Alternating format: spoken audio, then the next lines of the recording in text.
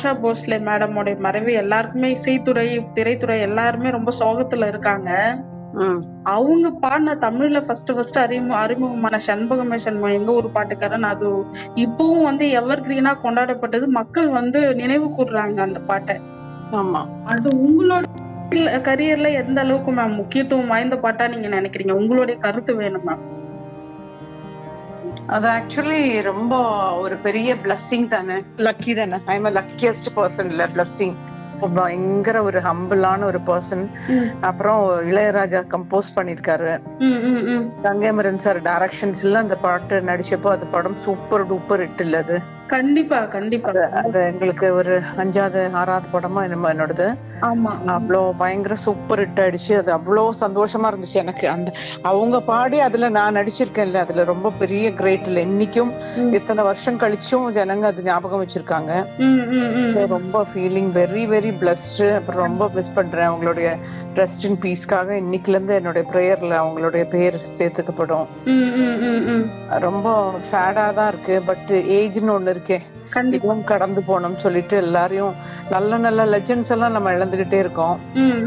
எல்லாருக்குமே இந்த music directors, composer எல்லாருக்காகவுமே இந்த பாட்டை நான் டெடிகேட் பண்றேன். ஏன்னா பிகாஸ் வண்டர்ஃபுல் சாங் அது.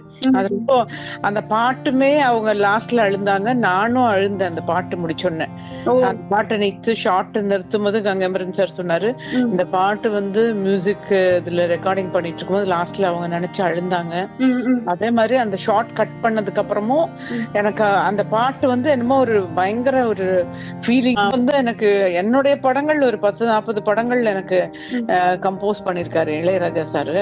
இந்த படத்துல எனக்கு ஃபர்ஸ்ட் படத்துல ஆஷா பன்ஸ்ல எனக்கு பாடி இருக்காங்கன்னு போது எனக்கு so happy.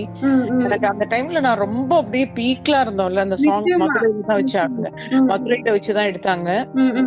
So so happy, ரொம்ப பிளஸ்ட். ஏன்னா யாரோடைய புண்ணியம் தெரியாது, என்னுடைய கிராண்ட் ஃபாதர், கிராண்ட் மதர், அம்மா அப்பா ஃபேமிலியோட ஏதாச்சும் ஒரு பிளஸ்ஸிங் இருந்துச்சா என்னன்னு தெரியாது. அப்பெல்லாம் எனக்கு அவ்வளோ எல்லாம் சினிமா தெரியாது. பட் அப்படி அழகா எனக்கு கங்கைமரன் சார் வந்து அப்படி சொல்லி கொடுப்பாரு ஆக்டிங்லாம். ரொம்ப நல்லா இருக்கும். அதுலதான் நான் வந்து கண்டாங்கி சேலை கட்டினேன். அதுக்கப்புறம் கட்டவே இல்லை. அந்த கண்டாங்கி சேலை பின்னாடி இப்படி பின் கொசுரம் வச்சுட்டு சைடு கொண்டை எல்லாம் போட்டுட்டு இன்னசென்டா இருக்கும். இப்போ இருந்தா அந்த மாதிரி சாங்ஸ் எல்லாம் கிடைக்க ரொம்ப கஷ்டம். கண்டிப்பா மேம். உங்களுக்கு இந்த வாய்ப்பு எப்படி மேம் வந்தது? எங்க ஊர் பாட்டுக்காரன் வாய்ப்பு எப்படி வந்தது உங்களுக்கு? இல்ல, எனக்கு சங்கிலி முருகன் சார் ப்ரொடியூசர், அவருக்கு தேங்க் சொல்லணும். அவரு வந்து இந்த கேரக்டருக்கு கரெக்டா இன்னசென்ட்டா இருப்பேன்னு சொல்லி அவரும் கங்கைமரன் சாரும் தான் வந்து செலக்ட் பண்ணி அதுக்கப்புறம் போட்டாங்க. கண்டிப்பா உங்களை மீட் பண்ணிருக்கீங்களா மேம் எப்பயாவது ஆஷா மேடத்தை? இல்லங்க, சான்ஸ் கிடைச்சது இல்ல. பட் அவங்களுடைய பாட்டெல்லாம் ஹிந்தி பாட்ஸ் எல்லாம் நான் போட்டு கேட்பேன். ரொம்ப நல்லா நிறைய பாட்டு பாடி இருக்காங்களே. இந்த பட்டர்ஃபிளை பாட்டு கூட ரொம்ப நல்லா இருக்கும். கொஞ்ச நேரம் ரொம்ப அப்படியே கியூட்டா இருக்கும். அவங்க கொஞ்ச நேரம் கூட என்னோட ஃபேவரட் சாங் தான். அப்புறம் என்னோட சாங்கே இது செண்பகமே செண்பகமே எல்லா பஸ்லயும் வச்சிருப்பாங்க. நம்ம எங்கேயாச்சும் ரோட்ல போயிட்டு இருக்கும்போது அந்த பாட்டு கார்ல எல்லாருடைய கார்லயும் வச்சிருப்பாங்க. அப்ப நான் சொல்லுவேன், இது ஏன் பாட்டு அப்படின்னு சொல்லுவேன் நான். நிச்சயமா நிச்சயமா. இப்ப செண்பகமே செண்பகமேனா ராமராஜன் சாரையும் மறக்க முடியாது. அந்த பால் கறக்குறது இது அவர் கூட நடிச்ச அந்த ஏதாவது படத்துல மறக்க முடியாத ஒரு தகவல் தான் சொல்ல முடியுமா மேம்? எனக்கு ஒரு இன்ட்யூஷன்ஸ் இருக்கு. அதாவது அவர் வந்து அந்த டைம்ல ரொம்ப பிஸியா இருக்கிற டைம்ல அவரும் பாலிடிக்ஸ் வரணும் அப்படின்னு சொல்லிட்டு வந்து பயங்கரமா, நான்லாம் ரொம்ப பிஸியா இருக்க டைம்ல அவர் லைட்டா ஷூட்டிங்க்கு வருவார். ஏன்னா அவர் அவ்வளவு பிஸி.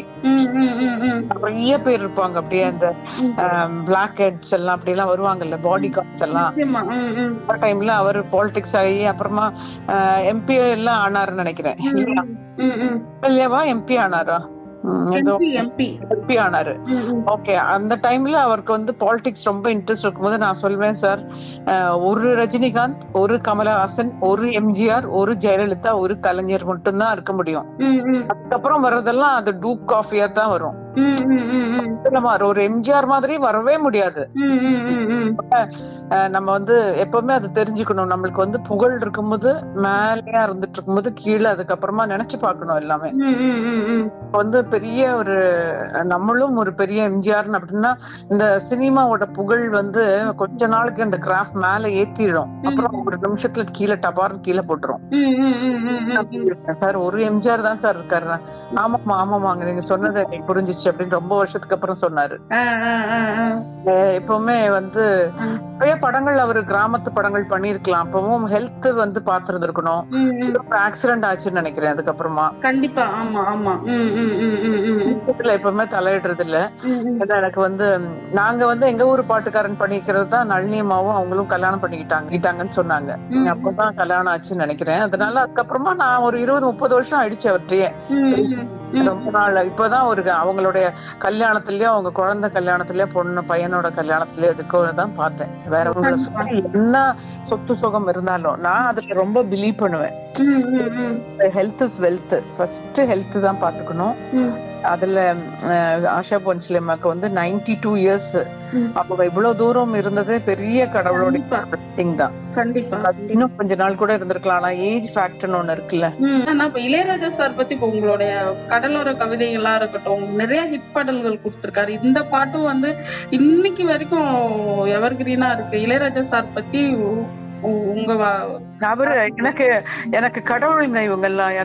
எனக்கு ரொம்ப பிளஸிங் என்னன்னா என்னோட என்ன சத்தம் இந்த நேரம் ஏதேதோ எண்ணம் வளர்த்தேன் எல்லாம் இளையராஜா சாரோட மியூசிக். கடலோர கவிதைகள் இளையராஜா சாரோட மியூசிக்.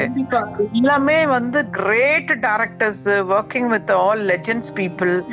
என்ன ரஜினி சாரோட ஒரு பேர் பண்ண முடியலையேன்ற ஒரு கவலை மட்டும்தான் எனக்கு. எல்லாரோடையும் பேரா ஆக்ட் பண்ணிருக்கேன். அந்த டைம்ல வாய்ப்பு வந்து நீங்க தவிர்த்துட்டீங்களா இல்ல எப்படிங்க? ஆமாங்க, ஒரு வாட்டி ஒரு மம்முட்டி சாரோட ஒரு படம் பண்ணிட்டு இருக்கும்போது ஒரு படம் வந்துச்சு. கம்பெனி எதுன்னு சொல்ல விரும்பல. நடிச்சாங்க, கேட்டாங்க. அப்பவே டேட் கேட்டாங்க அர்ஜென்ட்டா. அதுக்கப்புறம் எனக்கு அது பண்ண முடியல. அது டேட் ஆல்ரெடி அங்க கொடுத்திருந்ததுனால பண்ண முடியாதனால அது இதாயிடுச்சு. அன்லக்கி ஆகி போயிட்டேன். பட் இருந்தாலும் நம்ம குடும்பத்து மேல அவர் ரொம்ப பாசம் வச்சிருக்காரு.